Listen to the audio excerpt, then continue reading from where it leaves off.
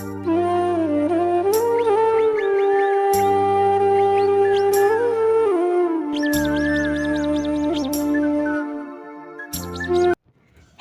আমার ফ্যামিলি, আসসালামু আলাইকুম। কেমন আছো সকলে? আই হোপ তোমরা সকলেও অনেক ভালো আছো।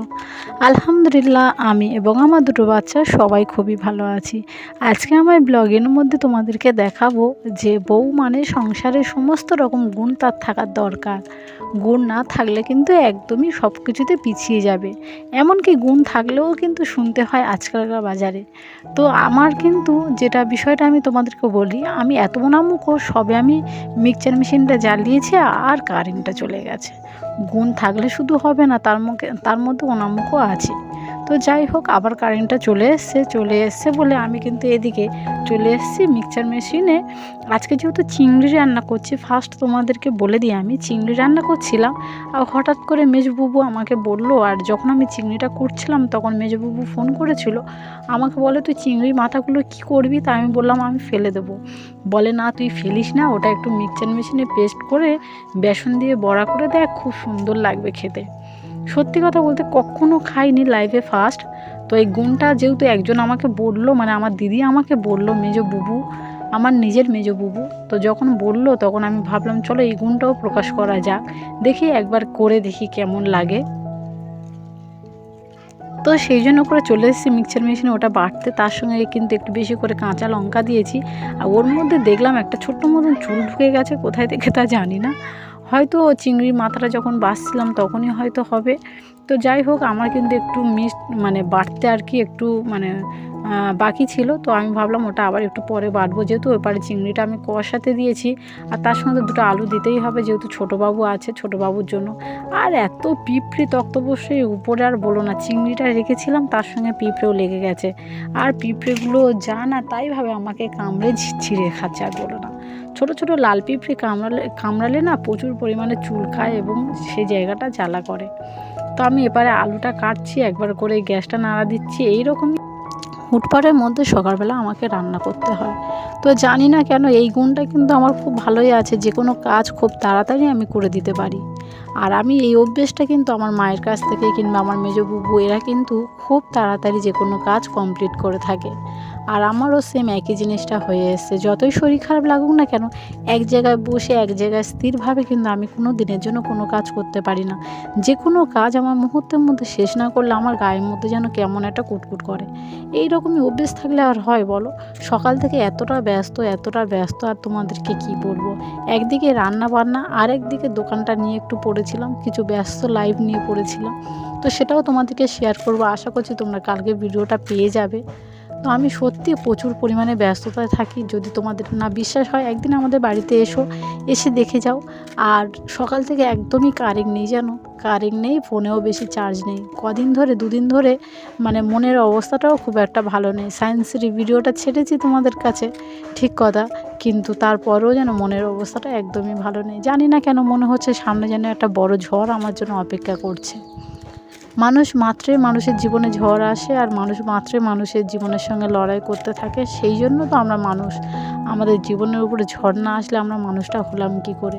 তো আমার সত্যি কথা বলতে আনন্দ খুশিটা আমার লাইফে খুব কম এসছে। যে কোনো জিনিস করতে গেছে হাজার বাধা, হাজার বিপত্তির মধ্যে আমার জীবনটা পার হয়েছে। জানি না কবে একটু শান্তিভাবে নিঃশ্বাস ফেলতে পারবো কিংবা শান্তিভাবে থাকতে পারবো, আমি সত্যি জানি না। তার আগেও আমার হয়তো অন্য কিছু হয়েও যেতে পারে। অনেক কিছু ভেবে কিন্তু আজকে এই কথাগুলো তোমাদেরকে বলছি। কারণ দেখো, নিজের লোকেরা যতটা না মায়া করে, তোমরা কিন্তু ফোনের ভিতরে আমার কাজকর্ম দেখে তোমরা আমাকে ভালোবাসো। আর তোমাদের ভালোবাসার সাপোর্টের জন্য কিন্তু আজকে আমি আমার মনের দুঃখ কষ্টগুলো তোমাদেরকে বলি আমি। আর এদিকে দেখো, মেজো বুবু যেহেতু আমাকে বলেছিল চিংড়ির মাথাটা পেস্ট করে আর ওটা বড়া করতে, আমি চিংড়ির মাথাটা পেস্ট করে নিয়েছি। এটাও বলেছিল সঙ্গে পেঁয়াজগুলো একটু ছোট ছোট করে কাটবি, সেই জন্য করে আমি পেঁয়াজটাও ছোট্ট ছোট করে মানে কুচি কুচি করে কেটে নিয়েছি। নিয়ে আর রান্নাঘরটা কী অবস্থা, আগে একবার ভিডিওতে তোমাদেরকে বলেছিলাম আমি যখন রান্না করি আমার রান্নাঘরের অবস্থা যা না তাই অবস্থা হয়ে থাকে।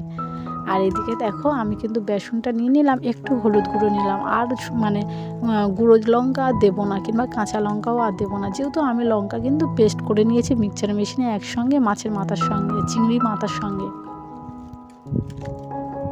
তো এদিকে যখন কম পড়ছে আবার একটুখানি করে দিচ্ছি, আর ওইদিকে আমার তরকারিটা যেহেতু কষানো হয়ে গেছে আমি ওর মধ্যে পানিটাও দিয়ে দিয়েছি। আর এদিকে না প্রতিদিন কত কত করে কাপড় চোপড় কাচতে হচ্ছে জানো, যত কাপড় চোপড় কাচছি তত যেন কাপড় চোপড় কাচা শেষ হচ্ছে না, যেহেতু দুটো বাচ্চা বুঝতে পারছো। আর আমার এমন একটা অভ্যেস, যে অভ্যেসটার জন্য তোমাদের দাদাভাইয়ের সঙ্গে প্রায় আমার ঝগড়া হয়। তোমাদের দাদাভাই যেই কাপড় চোপড় ছেড়ে দেবে সেই আমি কাচতে ব্যস্ত হয়ে যাব, আর আমি ওইগুলো কাছি বলে তোমাদের দাদাভাই রেগে যায়। আমি 1 ঘন্টা পরতে পারিনি, আধ ঘন্টা পরতে পারিনি, সেগুলোই তুমি কেচে দেবে। কিন্তু এগুলো একটা মেয়েদের অভ্যেস গো। আমি সত্যি কথা বলছি, আমি জানি না আমার মতন কাদের এইরকমই রোগ আছে কাচার।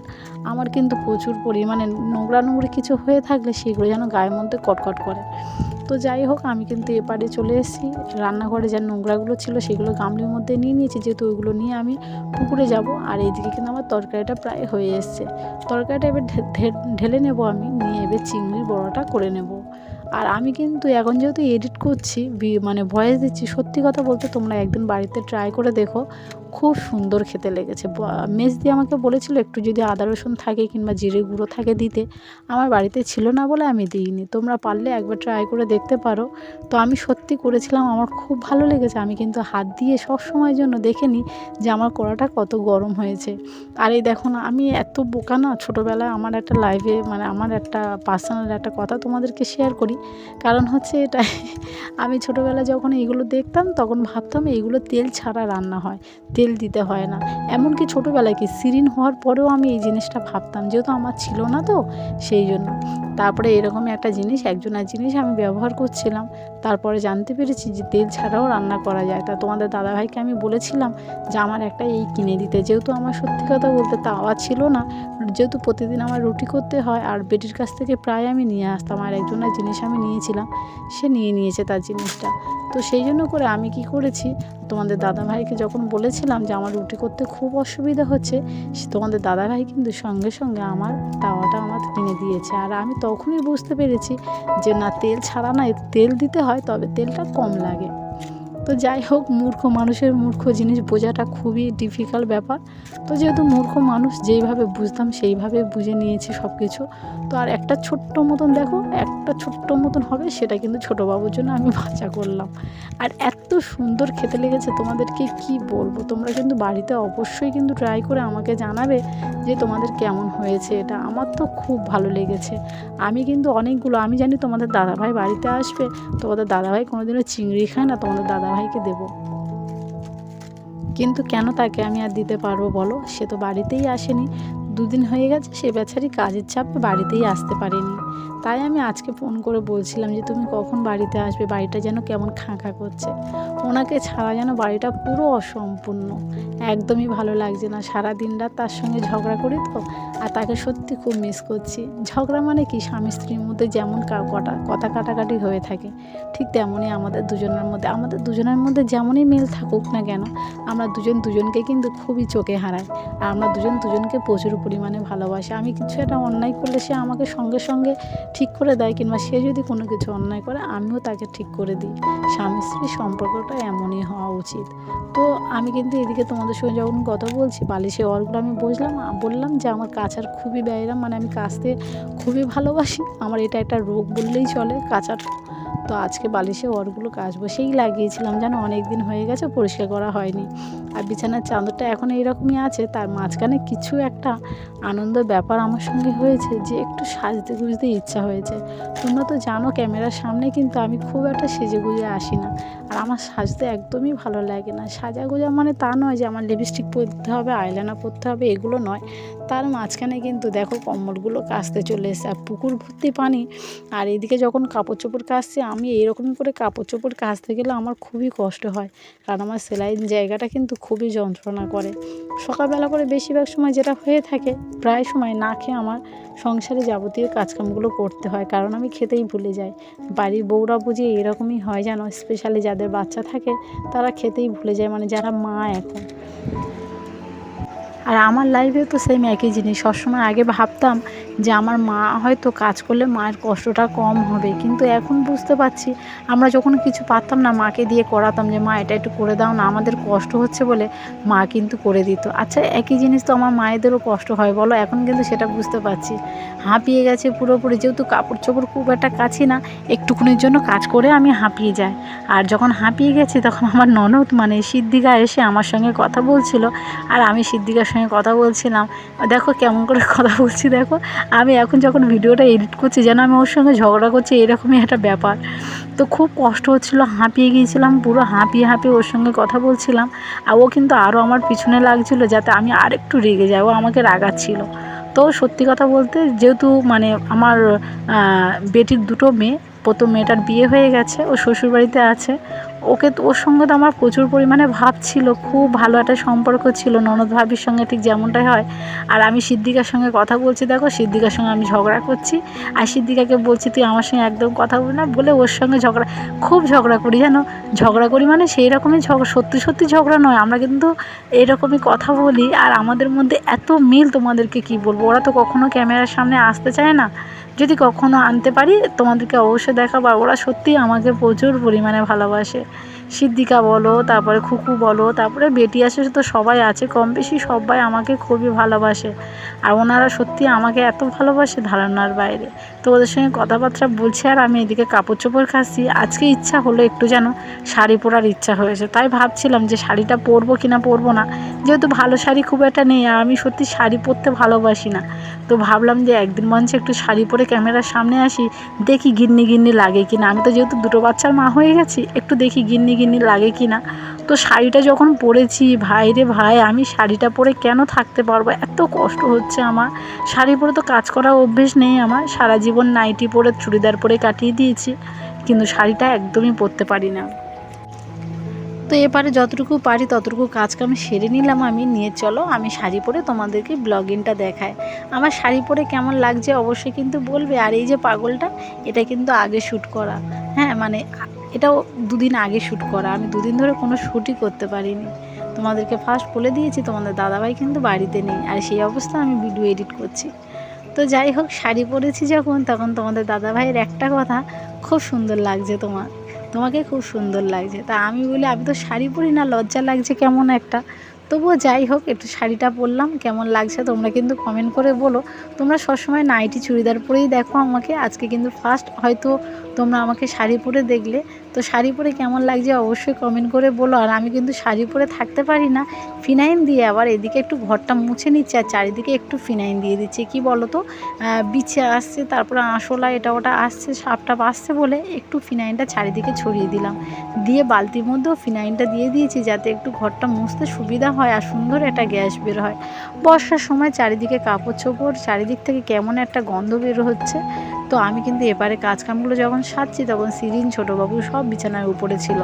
আর আজকে না, সেদিনকে তোমাদের ভিডিওর মধ্যে দেখিয়েছিলাম একটা বিছানার চাদর কিনেছিলাম, কত আশা করে বিছানার চাদরটা আমি বিছাতে এসেছি। দেখো বলি শাড়ি পরেছি, তার সঙ্গে একটু বিছানার চাদরটা চেঞ্জ করে বিছিয়ে নিই। আর চারিদিকে এতই পানি হচ্ছে, মানে অনেক পানি হচ্ছে, সেই জন্য কাপড় চোপড়গুলো, বাবুদের কাপড় চোপড়গুলো বাইরে আর দিতে পারিনি। বাবুদের কিছু জামা প্যান্টগুলো সেগুলো মাথার উপরে দড়িতে কিছু দিয়েছি আর এদিক ওদিক করে মেলে দেওয়া আছে। চাদরটা এত পছন্দ করে কিনলাম, তোমরা আমার আগের ভিডিওতে দেখেছো, আর চাদরটা না শর্ট হয়েছে, তাই তোমাদের দাদাভাই প্রচুর পরিমাণে বকছে আমাকে। আমি যেহেতু কোনো ব্যাপারীর কাছ থেকে কোনো জিনিসই কিনি না, আমার কিন্তু সবসময়, যেহেতু আমি তোমাদেরকে আগেও বলেছি আমার পাইকারি দোকান আমার চেনা আছে, তো এটা ছোট হয়েছে বলে আমি যখন শোনাচ্ছি সে কিন্তু আমার উপরে অনেক রাগ করছে, তুমি কেন কিনতে গেছো। আমি আবার তাকে বুঝিয়ে বললাম যে এটা পাশে বিছানা, পাশে ঘরে যে বিছানাটা আছে ওখানে বিছাবো। তারপরে তুমি তো সেই চাদর বের করেছিলে, একটু সাদা চাদরটা বিছানার উপরে বিছিয়ে দেখাও দেখিনি কেমন লাগছে। তুমি তো কিনেছো, এখনও বিছানো হয়নি। আর ভাবছিলাম যে কেউ একজন বাড়িতে আসলে তখন বিছাবো, কিন্তু অনেক দিন হয়ে গেছে আমার বাড়িতে কেউ আসেনি। তো যাই হোক, আমি কিন্তু এবারে বিছানার চাদরটা বিছিয়ে নিচ্ছি, হুটপাট করে কাজ করছি জানো। হুটপাট করে যখন কাজ করি তখন কিন্তু নিজের খেয়াল থাকে না যে আমি কেমনভাবে চলছি বা কেমনভাবে কি করছি। আমার কিন্তু বিছানায় চাদরটা যখন বিছিয়েছি আমি মনে মনে এত আনন্দ পাচ্ছিলাম। এই চাদরটা না অনেক বড়, আর তার সঙ্গে বালিশের কভারগুলোও কিন্তু বেশ লম্বা লম্বা, একটু বালিশগুলো বড় হলে ভালো হতো। ছোটোবাবু যখন ওতে হাত দিতে যাচ্ছে, ছোটোবাবুকে বারণ করলাম তুই হাত দিস না ওর মধ্যে, যেহেতু ওরা নিচে খেলা করছিল, ওদের হাতে নোংরা ছিল, আর সাদা বেডশিট তো, যদি নোংরা লেগে যায় গায়ের মধ্যে কেমন একটা হচ্ছে। তো যাই হোক, আমি কিন্তু এপারে বালিশের কভারগুলো লাগাতে বসে গেছি। আর তোমাদের দাদাভাইকে আমি বলেছিলাম তুমি লম্বা বালিশের মানে দড়িটা একটু লাগিয়ে দিও, সে লাগিয়ে দিয়েছে। আর ভিডিওটা শেষমেশ আর পাঠায়নি আমাকে, যেহেতু তোমাদের দাদাভাই ক্যামেরায় শ্যুট করেছিলাম এটা। তো আমার এই পর্যন্ত আর কি। বিছানাটা দেখো কত সুন্দর লাগছে, আমার কিন্তু খুব খুব সুন্দর লাগছে। আজকে ভিডিওটা কিন্তু তোমাদের কেমন লেগেছে অবশ্যই কিন্তু কমেন্ট করে জানাবে। আর আমার বিছানার বেডশিটটা কেমন লেগেছে। তো সবাই সুস্থ থাকবেন, ভালো থাকবেন, আর আমাদের জন্য দোয়া করবেন যাতে সব কিছু ভালোভাবে হয়। আর আমার বিছানাটা কমপ্লিট হয়ে গেছে। তো তোমরা সকলে কিন্তু আমাদের জন্য দোয়া করবে, আর আমিও তোমাদের জন্য দোয়া করব। তো সবাই সুস্থ থাকবেন, ভালো থাকবেন। খুদা হাফিজ।